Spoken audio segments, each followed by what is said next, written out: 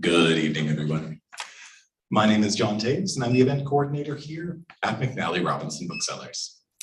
Before we begin, I would like to acknowledge that McNally Robinson Booksellers is in Treaty 1 territory, the traditional territory of the Anishinaabe, Cree, Oji-Cree, Dakota, and Dene peoples, in the homeland of the Métis Nation.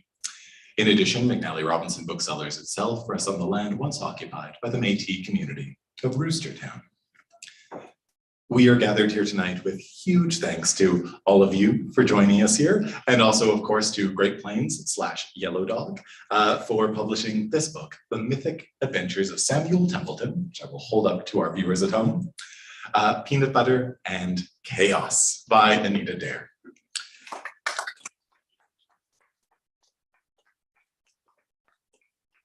To all of those watching on YouTube, please do join in. You'll notice there is a live chat going, so feel free to offer any comments you might have. And also, when we do get to the Q&A portion of the event, you will also have the opportunity to participate. So please do write any questions you might have in the chat, which will be monitored. Just a few quick housekeeping notes before we begin. To all of you folks gathered here in the physical space, we just ask that you please keep your masks on for the duration while you were enclosed within these gray walls. Once we actually move to the book signing, which will take place at the cash desk, I'll have exciting procedural information for you about that shortly. At that point, they are just strongly recommended, though we do recommend them. So thank you very much for your assistance there. There will be time for questions here in the space as well. So at that point, I'll be wandering around with this microphone. At that point, you may ask a question just by putting your hand up. I'll present a microphone in front of your face. We just ask that you please keep your mask on when asking that question, as that prevents everybody from exhaling directly into the microphone while we are speaking. But that is more than enough for me right now. I now have the incredible pleasure of introducing tonight's featured guest, who will be here to read from Peanut Butter and Chaos, which is a name I enjoy saying more every time I do. Anita Daher is an author and actor based in Winnipeg. She has been entrenched in the book publishing industry since 1995 and has 16 books published in print, audio, and ebook format in Canada, the United States. Anita is the former chair of the Writers' Union of Canada. When not writing, hiking, or puttering in her garden, among the 5 million other things she seems to accomplish every week, she can occasionally be found inhabiting characters on stage and screen. It is my inordinate pleasure to welcome Anita Daher.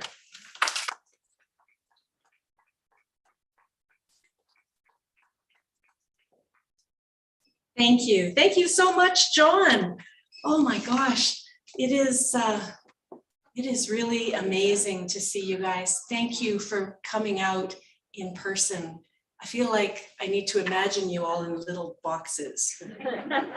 How many other authors who finally get to do an in-person presentation have said that? I don't know, I'm sure I'm not the first one, but thank you for coming out, and thank you to everybody who is joining us from YouTube. Much appreciated. So thank you, John, for that wonderful introduction. Is John behind me here? Did he go behind there? It's the man behind the screen. It's so good to hear his velvet voice again, you know, just giving us an introduction. I really enjoy that.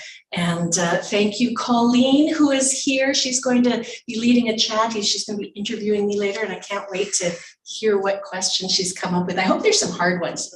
Feel free. I want you to cry. Oh, I might cry. I might cry. I'm surprised I'm not crying now, actually, just being here in real life. It's just really amazing. Thank you to McNally's continuing to be an amazing support to all of our Manitoba authors and all Canadian authors. You're just the best, and we love you. Just know that. Just know that. Thank you to Great Plains Publications for taking on another book. There's Mel, my publisher, over there. So appreciate you. Katrina, an amazing editor. I said at one point that from now on, I just want to write books for Great Plains if Katrina can keep being my editor. So I hope you're okay with that, Mel. She has just a wonderful ability of very gently asking questions, just poking certain parts of a story that send my mind off in directions that really strengthen a story. And that's why I really, really love working with her. Thank you to Relish Design, who just knocked it out of the park again, I think, with this amazing cover. It's just beautiful. Oh, my agents got it. Okay, so this is just I've got to do the thank yous before I get into the other stuff, but truly my agents, Carolyn Swayze and Chris Rothstein, although Carolyn is retiring, so her agency is shutting down. And I have to say that this is the second agent that's retired on me. So I'm starting to wonder if that's a message. But anyway, I won't think about that too hard tonight.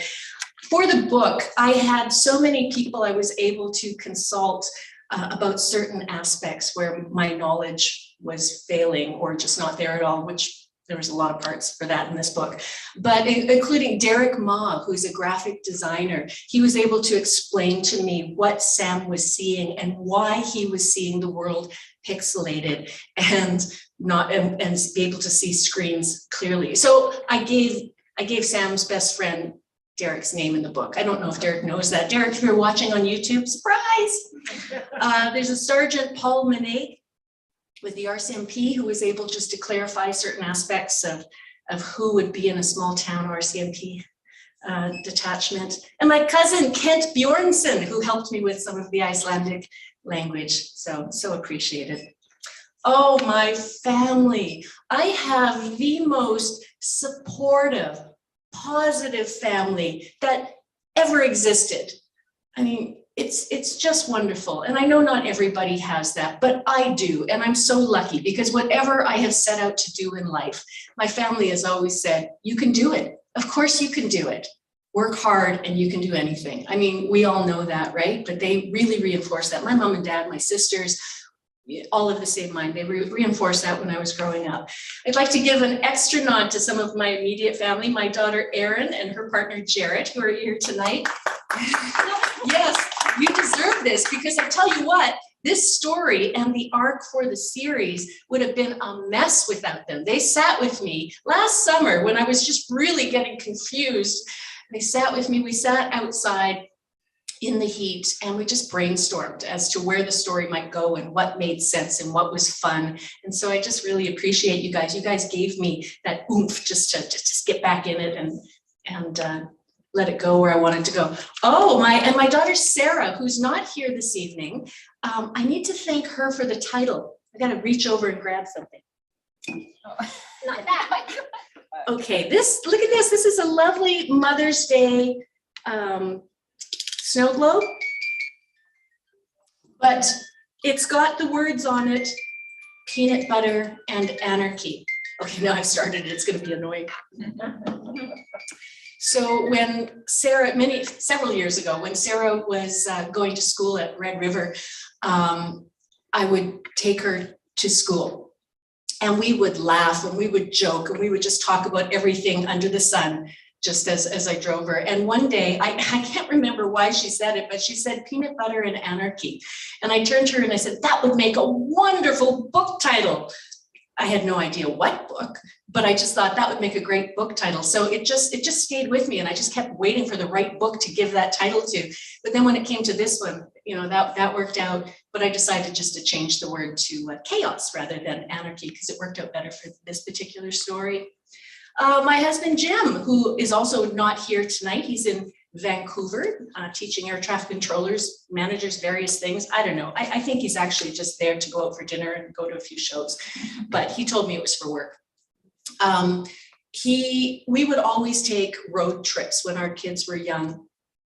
And even when they grew up, we just take a lot of road trips and listen to audiobooks. And so I would have my turn to listen to just some great novel. And then he would have his turn. And his turn was always quantum physics. But I have to say, I really did end up finding it interesting, especially that spooky action at a distance stuff. That's really cool. And so that made it into the book too. So, oh, and Cam Patterson and Jeff Emy. Oh my gosh, I'm so glad that you guys are here too. So Cam Patterson is a novelist, but he's better known as a filmmaker. and a script writer in this province especially. You can get his book, The Need to Know, just over in the mystery and thriller section, and you really should. It's a great read. But he showed me, I like to make films from my books. It started, I think, three books ago, like short films. Rather than doing a book trailer, I like to take a scene and make a film, like hire actors, and we've got a regular crew going. And so he did my last one for You Don't Have to Die in the End, just an amazing short film, which I just love it so much. I'm so grateful. But I was really stumped with this one. I mean, you don't know much about the story now, but maybe, or maybe you do, but this story would need a lot of special effects. So he helped me see how we could actually make a short film. And we actually filmed it on Sunday. We have a couple of the actors here too. Jeff was Corporal Joe, and Debbie here was Corporal Sandy. So thank you guys. That was a very fun day. I gotta thank my writing community. A bunch of you guys are here today. A community, like we connect with each other, we support each other, we encourage each other, we have that shared experience, and that's just so beautiful.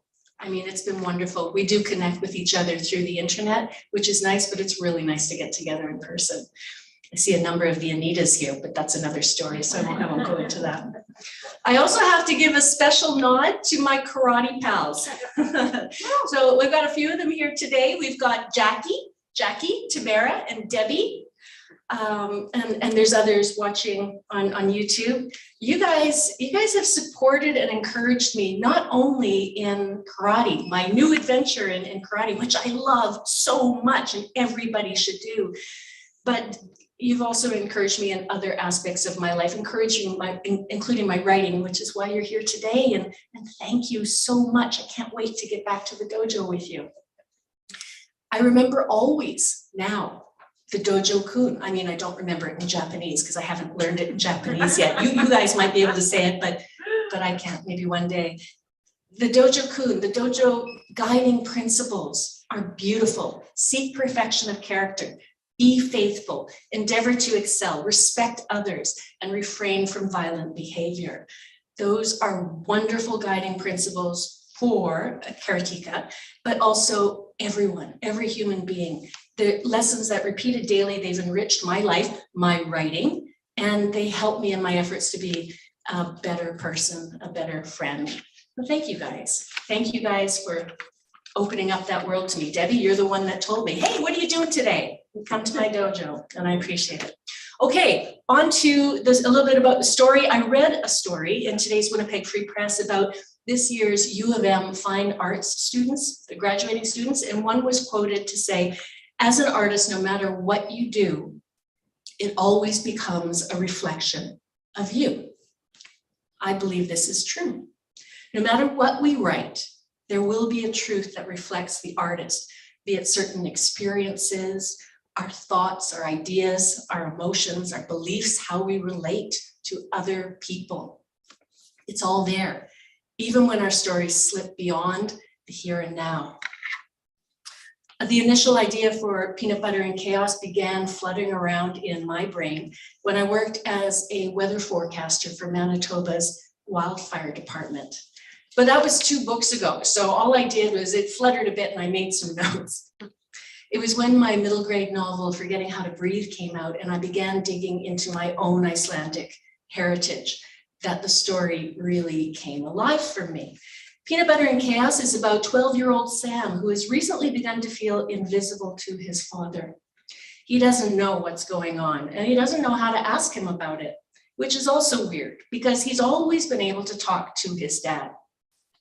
They have been Team Templeton ever since he was a baby, and his mother mysteriously returned to her home in Iceland, never to be heard from again, at least not by Sam and Dad. Then one day while walking in the park, Sam is struck by lightning and he begins to see everything in pixels. Even weirder, he meets a 2-foot-high blue teardrop-shaped non-binary being from a parallel world named Flum. Not Plum, sorry, that's from the skin. He can see Flum clearly, but Flum is invisible to everyone else. Flum has lost their doorway home and needs Sam's help, but Sam's eyes are healing. And as they heal, there's a fear he will not be able to see Flum. And so it becomes a race to help Flum before they become invisible to Sam as well. But there's something else going on, something magical. Even though Sam has tried very hard to think like his father and believes magic isn't real, it's just stuff we haven't figured out yet. So I'd like to read you a little from the opening. Oh, my readers. I always forget. Half the time they're on top of my head. You ever do that? Chapter 1, Sam's absolutely official scientific experiment. Sam was on the fence, literally and figuratively. Literally, because he was perched atop the whitewashed wooden fence that encircled his home, a neat red-roofed blue bungalow with a large garden. In the garden, his father, Gordon Templeton, pinched tomato bleeders. After work and on weekends, Dad loved to putter in his garden almost more than anything. Figuratively, had nothing to do with a real fence. It meant he was on the edge of the next step he wasn't sure he should take. His father stood with a great crack of his knees, tripped over his feet, and caught himself just before falling. Typical Dad. Gordon Templeton had many positive attributes, but coordination was not one of them. Sam opened his notebook. 9-step scientific method on determining crossed out, Samuel Templeton's amazing skills of invisibility. Only his father called him Samuel, but an official experiment needed an official name. Plus, Dad was the only one who would see it. It had all begun with a debate he and his friend Derek had last Sunday after watching the new Starling Man versus the Chameleon movie. Derek said that the best superpower was flight. Sam insisted it was invisibility. Then it hit him. He was invisible. He was invisible to his father. The thought shook him as he wondered how long it had been like this. Maybe a while, maybe a long time. Sure, they talked about school and TV shows and friends and stuff, but it was like his father was talking about one thing and thinking about something else. Sam might as well have been talking to the toaster. When he was little, he'd done lots of things with his dad. He'd had all his attention. But was that true? Or did he see things more clearly now because he was older? Next month, he would start grade 7, and 3 months after that, he would be 13, ergo, an official teenager. Ergo was a word smart people like to use. It meant therefore. You could just ask him, Derek had said. What would I say? Hey, Dad, is this something new, or have you always been a bad parent? You think he's a bad parent? No, but that's what it would sound like. Instead, he decided he would approach it in a language his father understood best. Science. Ergo, his experiment. He would definitely not talk about superpowers. That was kid stuff. And at almost 13, it was time he stopped thinking like that and tried to be more like Dad, especially if he wanted his attention. Besides, this kind of invisibility was something else entirely. Dad was all about facts and science. Even gardening was about the science, like composting and insect cooperation and photosynthesizers. Sam, on the other hand, preferred reading and dreaming and drawing. He knew in his head that his father loved him, but he wanted him to like him too. How can you like someone you don't even see? Sam read over his notes. Step number 1. The scientist must ask a testable question. Am I invisible? He watched his father run his fingers through the leafy stalks of each plant. Pinch, pinch, pinch. What if Sam's experiment upset him and made things worse? That was the on the fence part.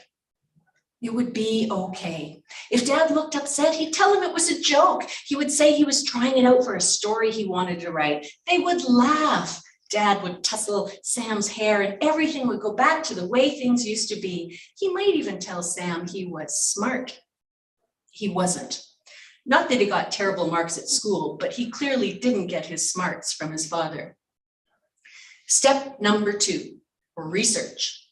The scientist must use reliable information. He'd made notes based on what he'd seen with his own eyes. He was his own eyewitness. Pretty reliable. Step number 3, hypothesis. My father doesn't see me watching him, ergo, I am invisible. People like his father used ergo in conversation. Sam knew the word because he read a lot. Ergo, he could sound smart even if he wasn't. Step number 4, create a plan. Step number 5, conduct a fair test. Step number 6, make observations. Planned, tested, and observed.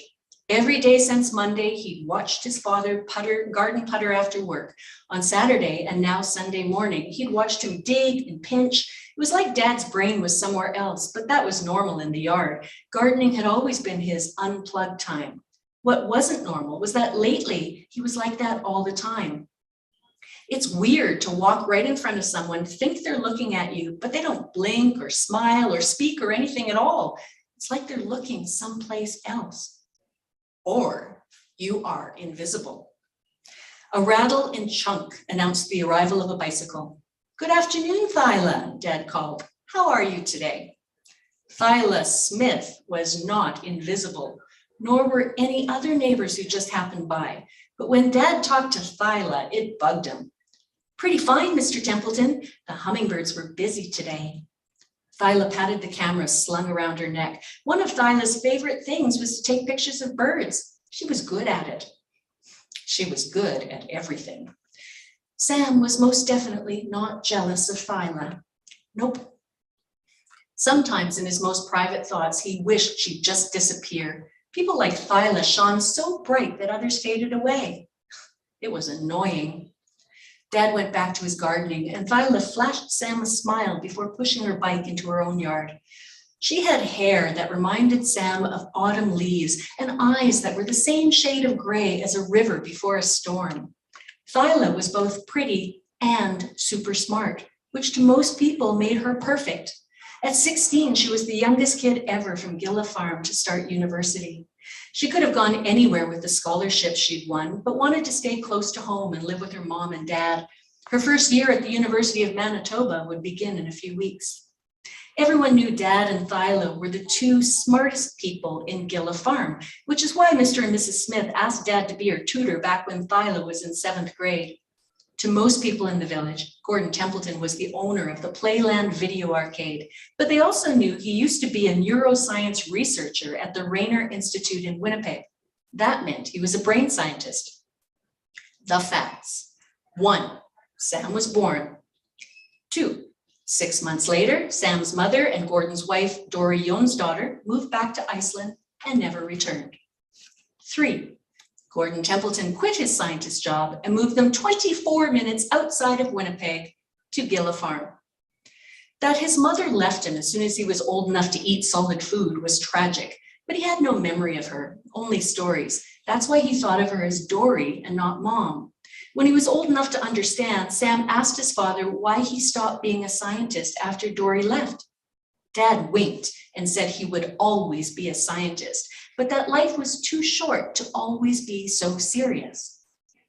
Sam didn't buy it. Gordon Templeton never played the games at his arcade. If you looked up serious in a dictionary, it would show his picture. It wasn't that he never smiled, just not that much, especially not lately. Dad smiled at Thyla. Okay, fine, maybe Sam was jealous of Thyla, but he tried really hard not to feel that way. It wasn't her fault that she was perfect.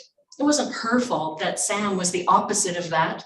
Most people thought imperfect was the opposite of perfect, but Sam didn't. He thought imperfect was interesting. He thought the opposite of perfect was plain or invisible. Look up invisible in the dictionary, and it should have Sam's picture. Except you wouldn't see it because, you know, invisible. Okay. I'll leave it there. Thank you.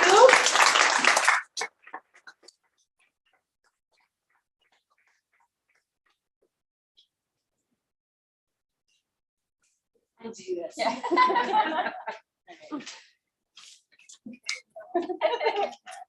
Thank you so much, Anita. I now have the pleasure of introducing your host for this evening, Colleen Nelson. is a teacher and author from Winnipeg. Her novels include Saskatchewan Young Readers' Choice Award, McNally Robinson Book of the Year for Young People winner, Harvey Comes Home, and Governor General's Award finalist, Harvey Holds His Own. As an aside, Harvey will be taking the lead very soon. Segue, that's why you get paid the big bucks. And you can join us here on Tuesday, May 24th, if you are interested in hearing a little bit more. Her most recent middle grade title, The Undercover Book List, was selected as one of CBC Books' best books of 2021.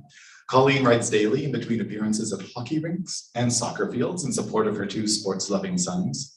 The family's West Highland Terrier Rosie adds an extra lovable dose of liveliness, squirrel chasing, and shoe chewing to their lives.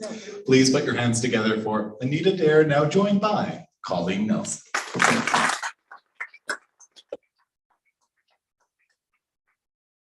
He's got to turn on the mic here. So this is where we'll just, oh, there's the camera. Thank you, John. Okay, so first of all, Anita, I just want to make sure everybody understands what an honor it was for me to be here today. And Mel's here too, which is kind of cool. So the first book that I ever wrote, I sent to Anita, and she sent back a lovely email letting me know that it was good, but not quite good enough, and gave me some suggestions. And I'm pretty sure I spent about 24 hours just working madly and sent it back. And then she said, oh gosh, thanks so much for being so speedy. You may want to take a bit more time. I won't get to this for a little while. And thankfully she said that, because obviously that wasn't a wise choice, first time author. But in the end, Anita honestly is the reason I have ever been published. And you know, Anita was my editor for my first two books, and every time I do any kind of school visit or event, I always thank Anita and Great Plains, because taking on a first-time author is no small feat. We need a lot of help because we don't really know what we're doing. And I'm always so grateful that you took that risk and that chance, and I'm always appreciative, and I still use lessons that you taught me with those first books. Luckily, I've learned a few other lessons on the way about not rushing back to my editor within 24 hours. You are so amazing. Yeah, I have to say that when that book came back so fast, I did actually, I said to everybody, it's just like, what? What? How did she do this fast? But I mean, you are an incredible author, and every book that you've written has been so every book has been great, but it just got better and better. But we're not here to talk about but I have to talk about you just a little bit more, because this woman also, she writes so fast. I mean, I'm so jealous. It takes me years and years to mull over something first and then write it down. But then the reason that Great Plains didn't get all of her books is because she just writes them so fast. And I'm just like, hang on, we don't publish that many books a year. We're still working on this one. So you're amazing, and I so appreciate you being here with me today. I'm thrilled. I feel like I can finally give back to you. So I do have quite a few questions, and I want to get into those. I really enjoyed your book. I loved it. And I teach grade 8, and I read lots of books every year. So I feel like I'm quite a qualified judge. Okay, so first of all, we're going to start with like a very writerly question. Tell us about the writing process. So you've mentioned that this idea you'd had for a while. Can you tell us about how you started to actually sit down, work on it, and did everything fall into place super easily?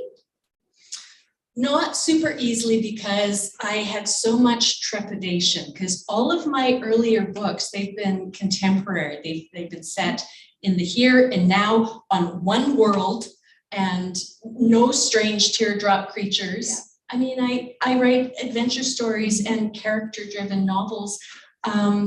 So to write a fantasy and a science-based fantasy, it's completely out of my wheelhouse. So I was terrified. But I mean, being terrified has never stopped me from doing anything. Yeah.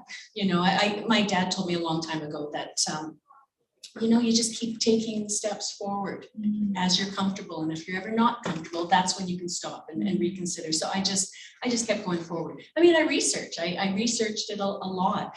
I knew that I had an expert on quantum physics in my husband if I needed to go there. By the way, I have to say, Quantum Physics for Dummies, that book, not helpful. Not helpful at all. A lot of math, but not the things that I was interested in for this particular book. But I read other books that were really awesome. Wish I could remember their titles, but I got them here at McNally's. So I did a lot of research, but when I approach a story, a middle grade story, they're plot-driven stories for me. So I really figure out where I want to go, and I write that. So I work on all of that first, and I figure out my characters. I partly figure out my characters because sometimes I discover a whole lot more once I start writing them. So I do a lot of mulling and planning, which takes a long time before I start. And then when I do write, I love writing in early mornings, just as the world's waking up and there's a little glow in the sky, and it feels like a very special time to me. And I don't have to worry about the cats screaming at me for food because I've got automatic feeders for them. So it stays quiet where I'm at until they want some attention.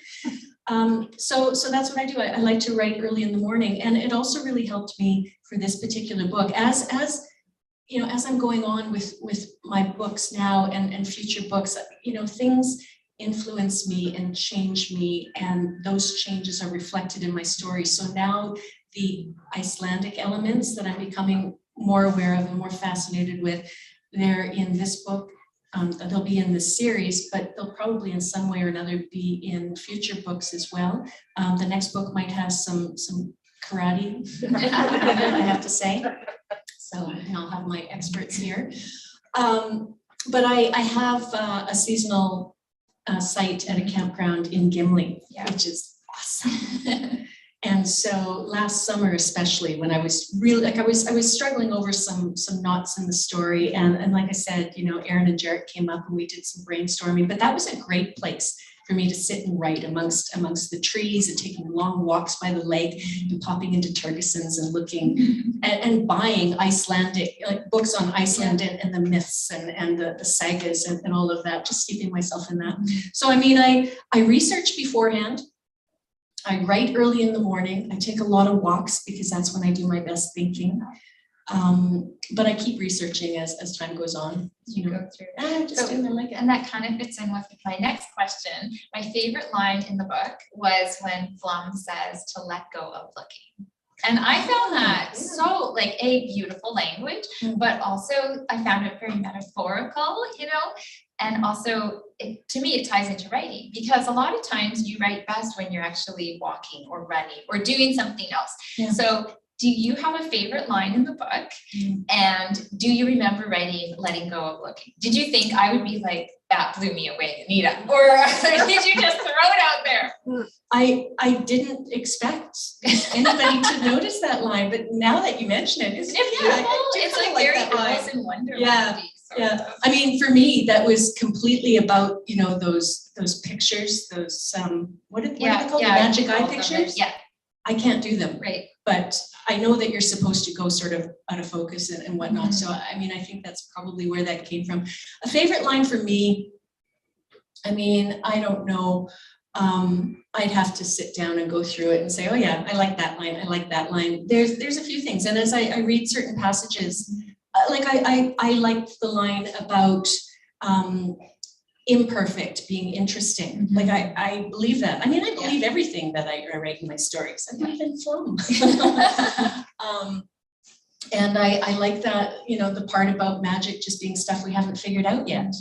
Because we've made so many incredible discoveries in this world, so many things. If we look at the time that we're in now compared to even 100 years ago. Yeah. And where are we going? Where are we going? I'm so excited. For the good stuff. I know, but also that optimism comes through in the book. And I think right now that's really important. It also ties into something else I wanted to talk about, because the anxiety aspect is touched on. I didn't find it heavy-handed. I thought it was done really well. But that's very common these days. Students especially, I see it a lot at school. Tell me about how did you intentionally put that in, or did it just come to you for your characters? It just sort of made sense that having such a traumatic thing happen, being struck by lightning, never mind that, everything's like slinkies moving around with the pixels. I just figured that that would have an effect. And I mean, I experience anxiety. So many of us do, and I agree. Young people especially do experience a lot of anxiety. And I have my own theories as to what might have, contributed in part to that. But it's where we're at now. Yeah. And anxiety is an issue. So it's really important that we have some strategies like breathing and also feeling empowered. So Sam felt empowered by doing this research and learning everything he could about lightning. And that gave him some tools. It didn't fix it. No. But it gave him a start, a way to cope. And so it just felt natural for the character. And so then I was pleased to work it in, knowing that so many kids and adults suffer from it. So this is also, I know that you have an earlier series that you worked on many years ago. This is the first one you've done in a while. So did you have the whole storyline mapped out? Do you know what happens in book 2? Tell us. Give us a scoop, Anita. Well, that was some of the brainstorming that we did, because I had a little panic moment and said, I've always done one-offs. I mean, even the series, the 2 earlier series, there was the Flight From series, but there was a different main character in each. Okay. And the same thing with the Junior Canadian Rangers series, it was a different main character. So those were individual adventures all wrapped up. Okay. So this is my first series where I actually have that longer arc that I had to think about. And so I had a little panic attack about that. But it was fun. I mean, I loved reading fantasy novels when I was a teenager. Oh my gosh, did anybody read the Zamp series? Oh yes, yeah, Jody. I just loved it. They were fun. They were interesting. They were imaginative, and I loved how he used like puns, like a gourd named Gourd, things like that. So I think I was really excited to approach this, but also really terrified. And honestly, I'm still really terrified. I hope it all works out. But I do have a longer plan, and I've written the first draft of the second book. Now, when I wrote the first draft of the second book after this manuscript was with my editor, but after I wrote the second one, I said, I think we need to make some changes. In the first one. In the first one, yeah, because I realized that the first one was very sciencey. Okay. But the second one was really magic-y. Yeah. And so I had to make sure that it wasn't completely different. I had to balance it out. I had to add more magic, make sure that there was more magic reflected in the first one. And now I've got to go back and add more science to the second one. I hope it all works out. Wish me luck. I have total, do we not have total confidence in Anita? Of course. Okay, so I want to talk about Sam and his dad, because that relationship carries through the entire story and it's very pivotal. And I don't want to give anything away. I did find it very realistic, very well done. So I'm curious about parent-child relationships and what you drew on to create the one in the book. I think I just had an image of Dad being someone who was very smart and when he was working as a neuroscience researcher, I mean, that was his complete focus, but he's awkward with personal relationships. And so I thought of them more, not so much as a father-son relationship. They love each other. And he's been there. Like I said, they were Team Templeton from the beginning. Dad did his best to talk to Sam openly, any questions he had. But he's not really good at talking about his emotions or his feelings. And so now at this point in the book, Sam doesn't know what's going on, but there is something going on. And so that it's got to come out later on. But I didn't draw on any real people for that relationship. I just thought about what worked for them. I think, when you work so long on building your character and figuring out who they are and what's happened in their lives and what's brought them to the moment, each of them, every character, I think that's important. Even characters that we don't see very much, spend some time thinking about them and build their lives. Yeah. It comes out and it feels natural to me. And so I'm very glad that it came across natural. Yeah, and the character arc for Sam I thought worked really well, because it's an adventure book, science fiction, but there's also a coming of age story, because Sam does grow so much through the book. And so it felt very real to me. despite that there's a little Flum creature walking around. So humor, I was, I was reading this book as I was driving to well, I wasn't the one driving it. My husband was driving, I was reading. I remember doing the audio book. And I was reading and I was kind of giggling and laughing at some of the parts. On page 110, you probably don't remember, but there's a very cute little scene where Sam is explaining something to Flum. Anyway, my question is, you'll have to look now. Did you intentionally use the humor? Did you plan on it? Did it just come out as you were reading? Because even the first chapter, there was lots of sniggers. I always get that word wrong. Snickers, like the chocolate bar, or they're both words. Snickers, yeah. But Snickers a little meaner. They are both words. I hope it wasn't Snickers. Snickers are a bit more mean. Oh yeah, I didn't want that. I think it was Snickers. Okay, I was just like joyfully laughing. I love it. So tell me about the humor. Was it intentional? Does it just come naturally to you? You know, I feel like I should say something else. That just came out. It just came out. It's just like, okay, we're done. But I mean, it was my approach. As I sat down to write, I told myself, this is fun. I had a blast writing this story. I do know that this age of readers enjoys humor. And so I just made sure that I was having fun. And so there were things that made me laugh. And that was just it, you know, like that. I think I saw the part. It was something with Constable Joe. Yeah, they're talking and he has to explain something to About how yeah. Anyway. Yeah. Oh yeah. Okay. Sorry. You'll have to get the book and look Crap, up Sam cried. 110. Flum looked to and fro, clearly hoping to catch a glimpse of the beady-eyed creatures. Where? So like that, kids would just get such a kick out of that. When he says rats. Yeah. It was. I mean, Flum's a lot of fun. Mm-hmm. And they all are. I had really a lot of fun writing Constable Joe and the certain things that happened there. But yeah, no, I just approached it making sure that I was having fun, and I think that's really important for all of us, you know, as writers. I mean, if we're not having fun, why are we putting ourselves through it? I mean, for you write really fast, but I mean, I don't know, half the time don't you feel like a tortured artist? I'm very tortured. It's kind of a ridiculous thing that we do. We Like, put ourselves, why? we put ourselves through it, and we have no idea if it's going to work. No. We have no idea if anybody's going to enjoy it, and we hope they do. So we're doing this thing, setting ourselves ourselves in a room to have people to say, why did you do this? It's awful. You've wasted the last 5 years of your life. That's what my inner voice sounds like. So, Do you name your inner voice? no, but actually, now that I've heard my inner voice, it's just like, whoa. Yeah, mine's named Kevin. And so like my imposter syndrome. Yeah. And I don't think we ever, and that's one thing that I tell young writers that I work with, and they just feel like, I've got so many insecurities. Oh, guess what? That never goes away. Congratulations, you're a writer. Okay, so the ending is really, I said no spoilers, I won't give any away, but the ending is very clever. It has a great last line.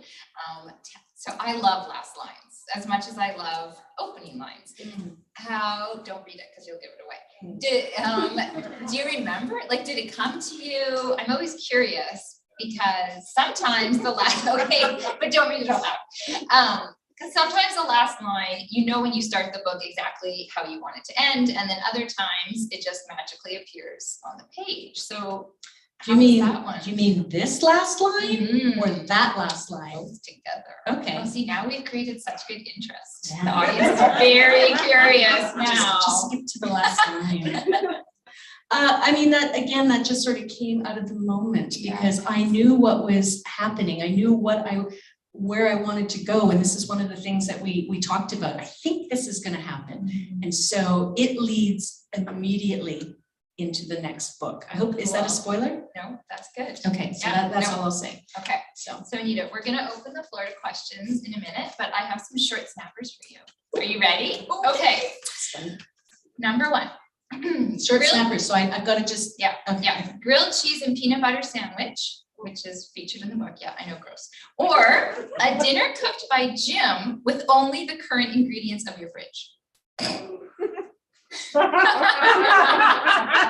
Well, I do know what's in my fridge, so I'll go with the grilled cheese. Oh. Jim is an amazing cook, but he covers a little he's been bear gone right for now. a week. A year in Iceland or a week in Hawaii? Oh, a year in Iceland. Yes, please. I thought so. Yes, So please. have you always known about your heritage? Was this something new that you've discovered? Have you been to Iceland? I have. I've been twice, and I would go there for a year, or buy a house there if you would let me. Wow.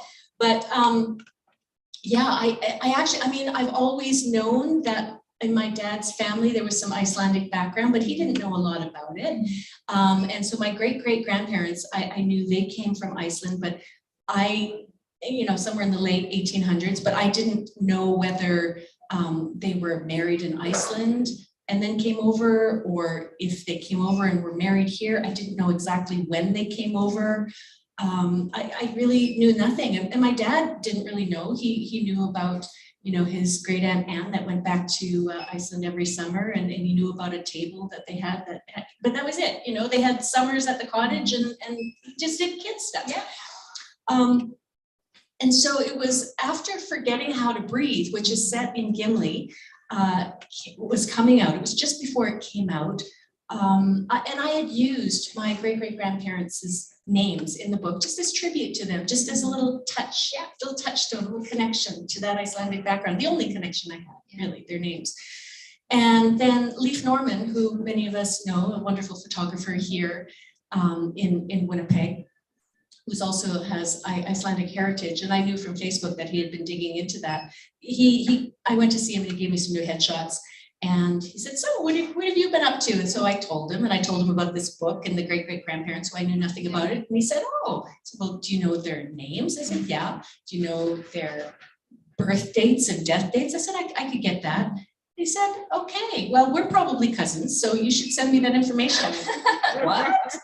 I thought he was kidding. And he said, "No, really, there were only so many people, Icelanders that came over. There was a large migration of Icelanders that came over in the late 1800s. And so, here we are, all connected." So yeah, he sent me the next day, he sent me a screenshot of the family tree that showed how we were connected. Oh, you're kidding. That's so cool. And I was amazed. He also showed me a photo of the ship they came over on. Wow. And had the information, their immigration information, as to when they came over. And he introduced me to this Icelandic Roots website, which of course is in the book. Actually, there's a lot of stuff in the book where I draw from my own background. So I mean, that's how I discovered about Bad it. guy that they find on that. Okay. You have to read the book. They know what I'm talking about. That was a good little I'm the 14th great granddaughter, and so that's so cool. Yeah. You're like kind of famous, and Kind of famous. you're He's a dark really, and twisty. really bad guy. Really bad guy in our background. Okay, moving on. Moving on. May long weekend or a book launch? Well, May long weekend is when the campground opens. But oh my gosh, a book launch. Of course, a book launch. This is a wonderful celebration, especially being able to do this in person. Happy because you posted how many more weeks? And I tell you, there was one day where you posted it. I think we were at 8 weeks, and it gave me such a boost because I was like, oh my gosh, this winter will end. It has to. Like it has to. Scientifically. This is the winter that never ends. It just goes on and on. You didn't know I was going to sing. I needed that. Sorry. Okay. Drafting or revising? Oh, revising. I love revising. I mean, the drafting is the really hard stuff. Revising for me is just a joy to be able to take what you've got and play with it and make it stronger. I love revising. Awesome. And the last one is McNally or McNally? I'll go with McNally. Yeah, good choice. That's what I was thinking. All right. So I think we have time for some questions. I did not get through all of mine. So I still have more I could ask, and I didn't make you cry either, so that's good. But if anybody has questions, John is here with the microphone, and what's even more fun is that he'll repeat the question in his John voice. So then you get to hear, it's like one of those voice apps where it changes your voice, but you get to hear it how John would say it. Yeah, and in your mind you'll do a little. Yeah. That explains so much May long. Does anybody have any questions? I know you've got a whole writing group that was named in your honor. Yeah, which is an honor. Yes, And that's pretty cool. It took me a long time to get my head wrapped around that. It's just like, but I was really It's honored. like the most, it's like when people wear hockey jerseys with their favorite player on their back. Like, your name's not Ehlers or Scheifele, which are the only two Jets I know. But, right? Like, Yeah. it's an honor. And I'm just thinking, you should have t-shirts. I mean, That would be so cool. Okay, while people are thinking about their questions, I would like to ask you a couple more. The first one is, what other projects are you working on? So you've got, do we know if there's one more or two more? There's for sure two. yeah, I mean, I've been contracted for 2, but there is a third one. So Right? I mean, that's the plan. That's the arc. That's the plan. So Don't leave us Don't hanging. yeah.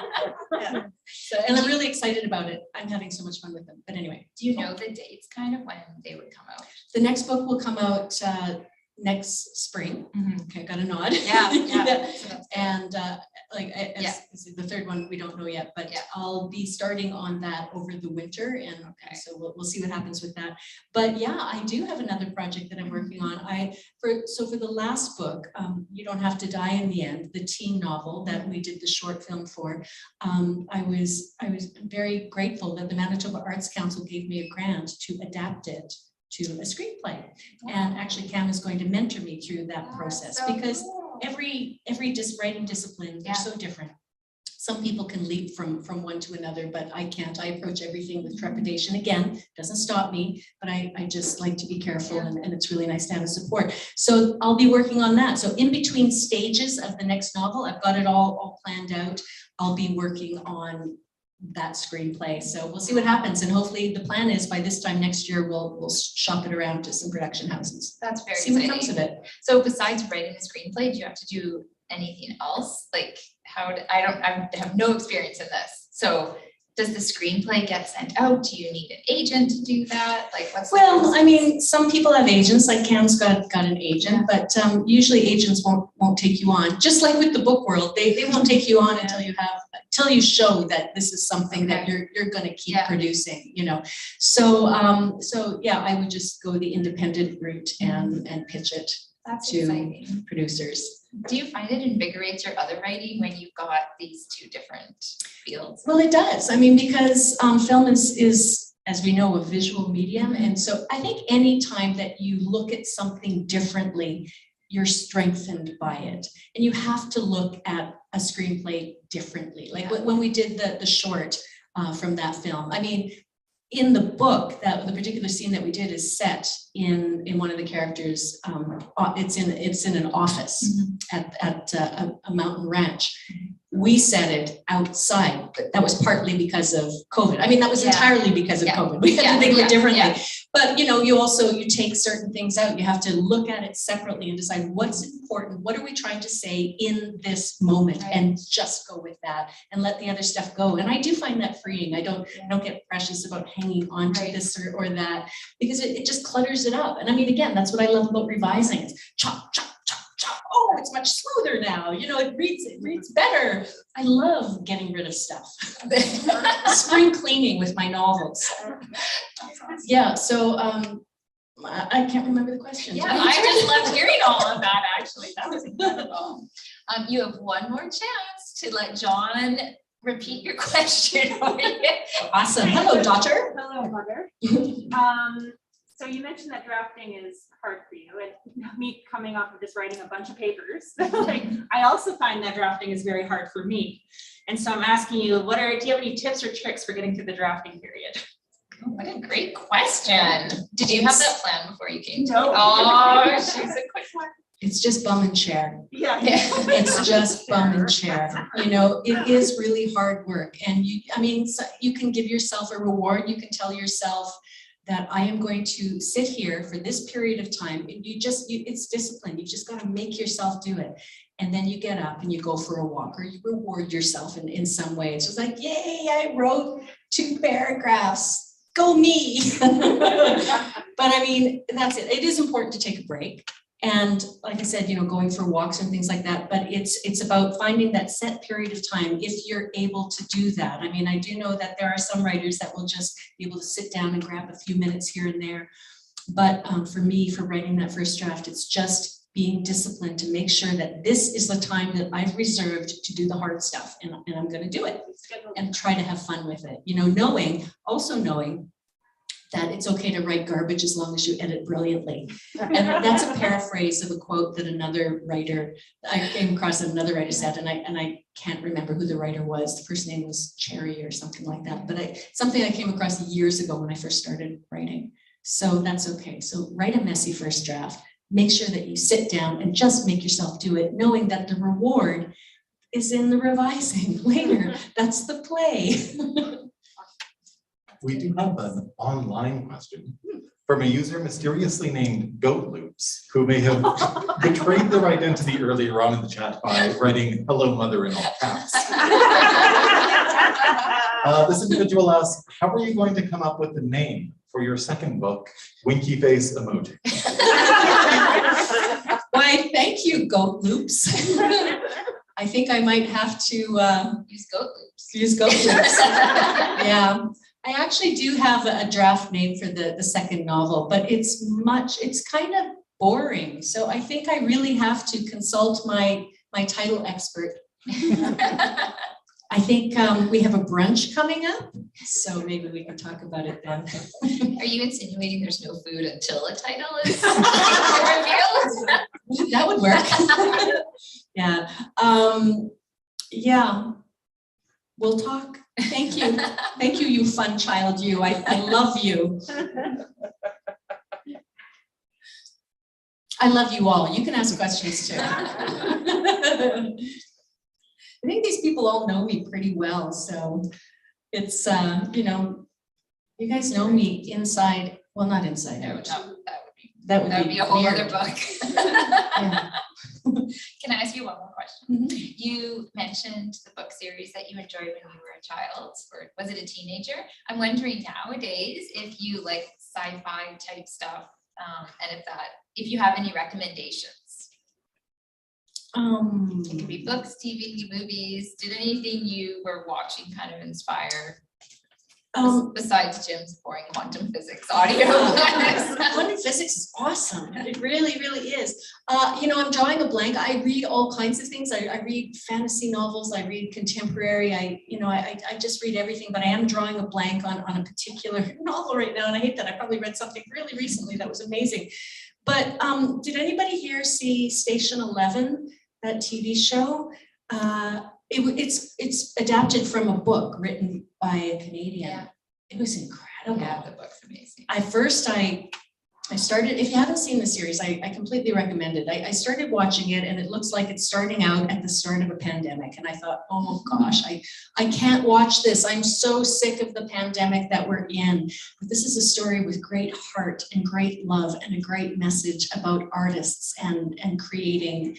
And it's just, it's heartwarming and really, really creative. Yeah. So, I mean, I enjoyed that recently in the last year. We do have a question that was mailed in, actually, in advance as well, Oh, which reads, "Hi, Anita. Congratulations on your latest book and kudos for doing your research in quantum physics. I wonder if you could help me out with my understanding of entanglement, also referred to as spooky action at a distance. I was discussing quantum teleportation with a friend and explaining that faster than the speed of light data transfer isn't a reality with our current understanding of physics. He brought up quantum entanglement, and I explained that while particles are entangled over a distance and in a sense are exchanging data faster than the speed of light, you can't really exchange custom data faster than light because trying to impose a state change on the particles would break the entanglement. He immediately laughed in my face and called me a troglodyte. 2 questions. 1, is my understanding of how entanglement works way off? And 2, what is a troglodyte? If you can help me out with either of these questions, I will teleport a small token of my appreciation. I leave it to Mr. Taves to evaluate and adjudicate the quality of your answers. Cheers and more, Mr. Cards. Raul Putinesca, Esquire."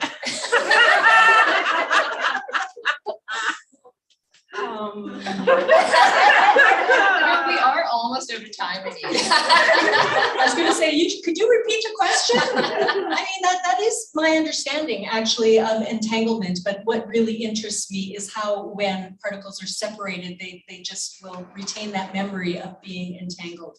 So it's kind of like any relationship, really. And would you care to define droplet?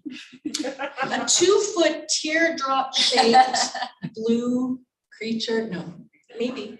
It seems like a sufficient response to have actually activated the teleportation. Curious. Oh, talking flowers.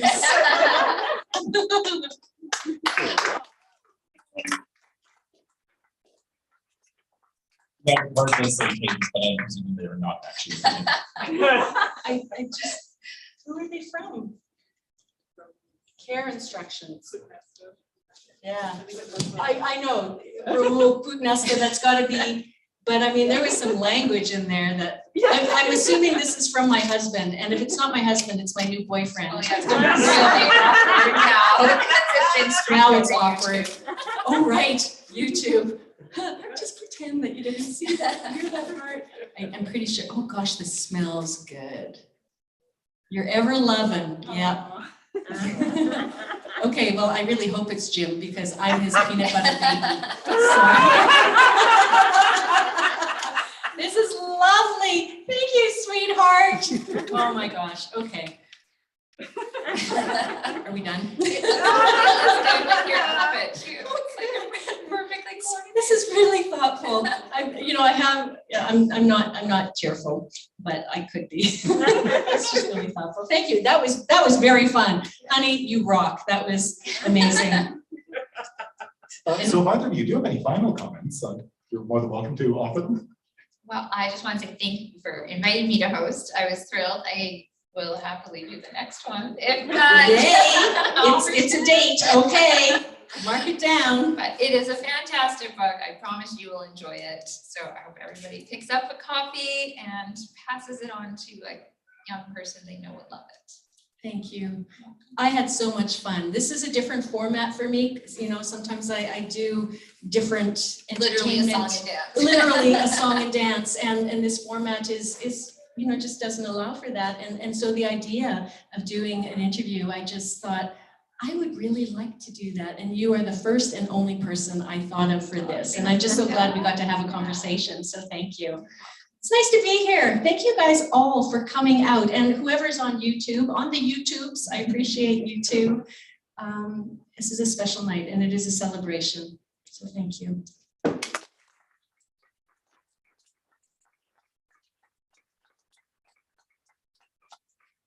And thank you so very much, Anita. We did have a comment from a certain author named Lorna Schultz Nelson who mentioned that, Anita, you are such a great speaker and Colleen is so wonderful. So thank you both very, very much. We will now move along to the signing portion of the event. So we'll ask you just to remain seated for one moment while we relocate Anita to a chair immediately beside the cash desk. We have lots of copies of her latest book. We also have copies of some previous books as well. So please do avail yourself of some of them if you do wish to have them signed. Some are at the cash desk too. All we ask is that you pay for the book at some point before you physically leave the store. And I'd like to thank all of you for coming out tonight, all of you for watching on YouTube. Please join us again on May 24th when we will be celebrating your incredible host, Colleen Nelson. But until then, thank you again, and please join me in celebrating Colleen Nelson and, of course, Anita Daher.